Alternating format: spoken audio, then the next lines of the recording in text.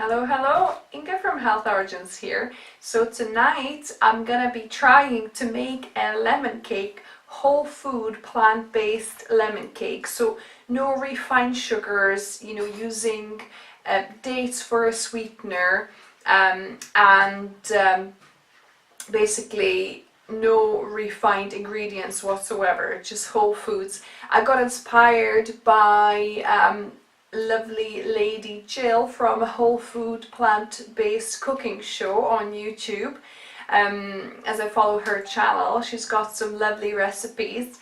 So I decided to make this with a couple of my own tweaks. So let's see how it goes.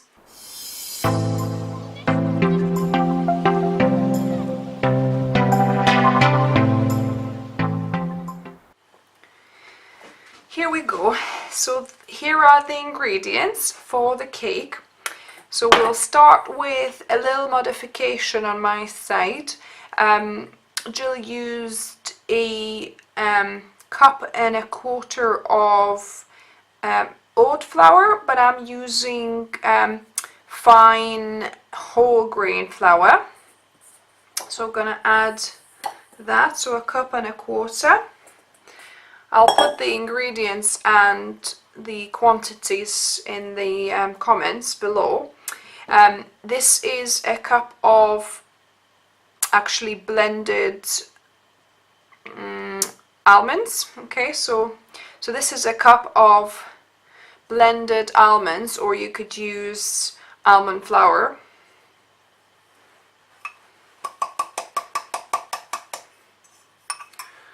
Yeah. So that goes in. Then I've got a little bit modified, so instead of 2 teaspoons of baking soda, because sometimes I can taste baking soda in baked goods too much, so I've added 1 teaspoon of baking powder and 1 teaspoon of baking soda there. So adding that, and that's it from the dry ingredients. And I normally add a little bit of sprinkling of salt, so I'll just put a little tiny sprinkling in there.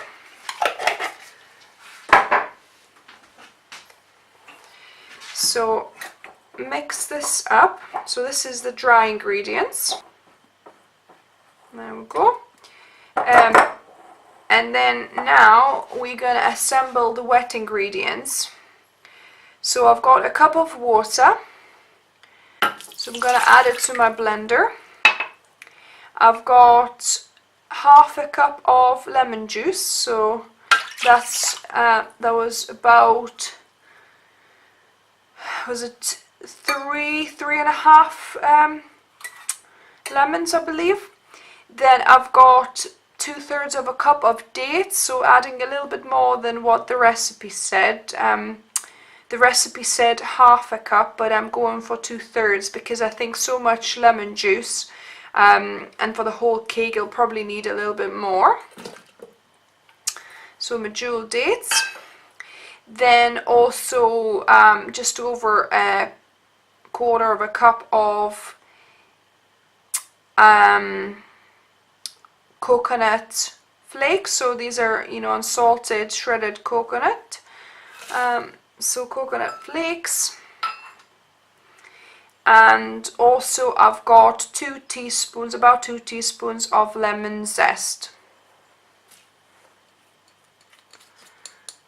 So add that, and I'm gonna blend it all together. So there we go. The wet ingredients are now nice and creamy. It looks like a caramel sauce. So I'm gonna add my wet ingredients with the dry now.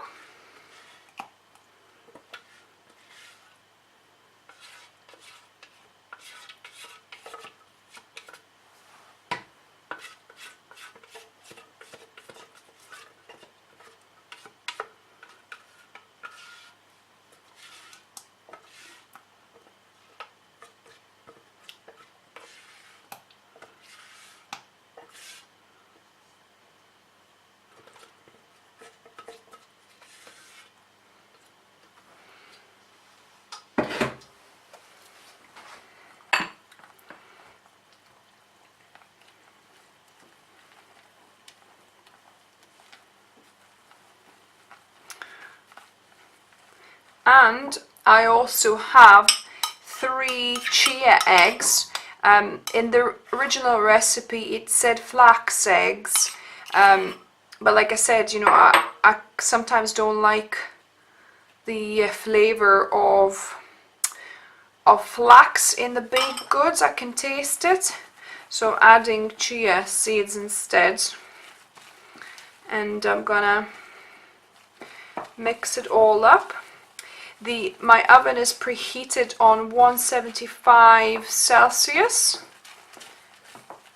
and it's definitely reacting, the bicarb soda and the baking powder reacting with the lemon juice in here, and it's becoming quite bubbly and airy, this mixture. So it's important to just mix it through well and don't spend too long, and get it in the pan. So I think I can see bits of chia eggs still, so I want to make sure it's distributed evenly.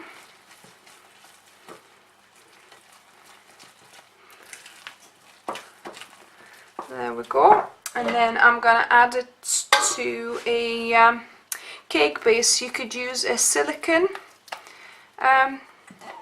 cake tin. I'm using this springform tin.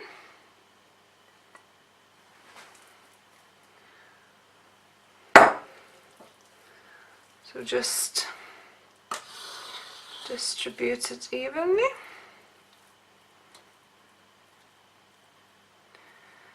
And now I'm gonna be putting it to the oven.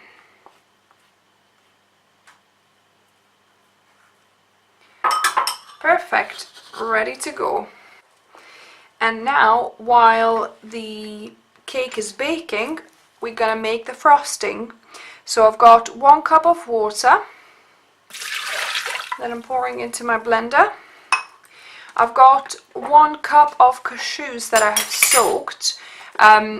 We're gonna make quite a thick frosting with this one. If you wanted to make a more pourable, thinner frosting, then it's 1/2 cup of cashews, and actually she doesn't even soak them. You know, in the original recipe Jill doesn't even soak them, but I know that you get much creamier frosting or cream when you soak cashews, so mine have been soaked, so that's 1 cup.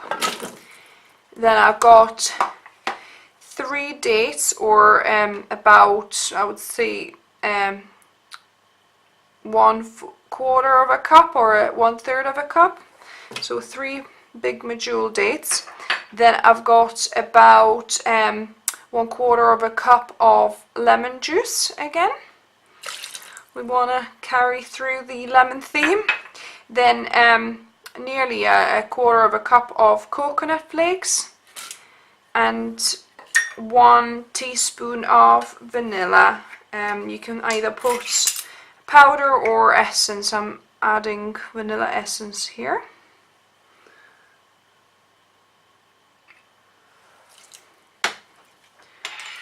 So yeah, so now I'm just gonna blend it. So this is now creamy and blended.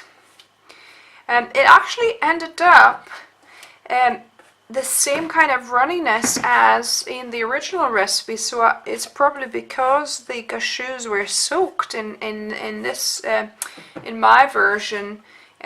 So yeah, so basically it'll be just poured on top of the cake.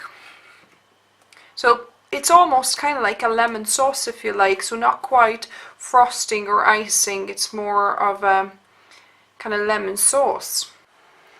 So the cake is ready. It baked for 45 minutes, and now I'm gonna pour the frosting on top and let it sit overnight, and we're gonna taste test it tomorrow.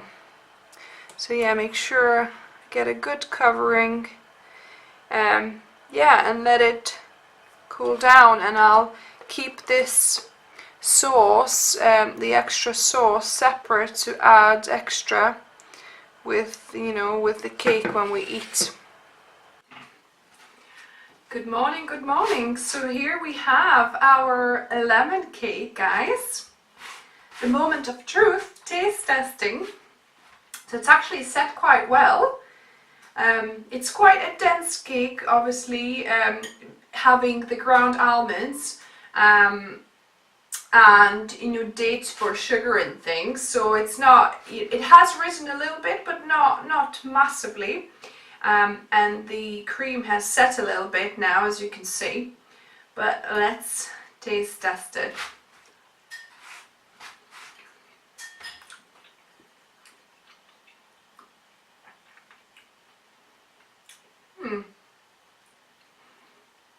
It's actually not bad. It's not very sweet, right? It's I would put probably a little bit more dates, or maybe add maple syrup next time. But the taste is quite nice. I think actually the base, it's quite dense, a little bit claggy. I would say probably either needs a little more time in the oven, maybe. But yeah, in general, it's not a bad dessert. I wouldn't say it's my favorite, but then again, this is made from whole foods, yeah. So there's no sugar, there's no oils, just whole food ingredients. So yeah, I could have this as a nice, you know, healthy dessert, guys. I think maybe in the future I might tweak the recipe a little bit. I don't know whether me substituting the what you call it, forgot the name, oats, yeah. I don't know whether me substituting it with oats, whether, you know, oats to a wholemeal flour, you know, the fine flour, whether that made any difference. But you know, in the original recipe, her cake was actually about that thick as well. So I think the thickness, it didn't rise too much. So yeah, so I think it probably is similar to what the original recipe. I did substitute 1 bicarb soda, 1 teaspoon of bicarb soda to baking powder, but I don't know whether that made any, you know, much impact. I think pretty much the same kind of rising, like I said. So yeah, it's just a healthier dessert, this one. So yeah, so give it a go. Let me know what you thought of it. It's definitely a more healthier type dessert. You can taste that it's not as sugary.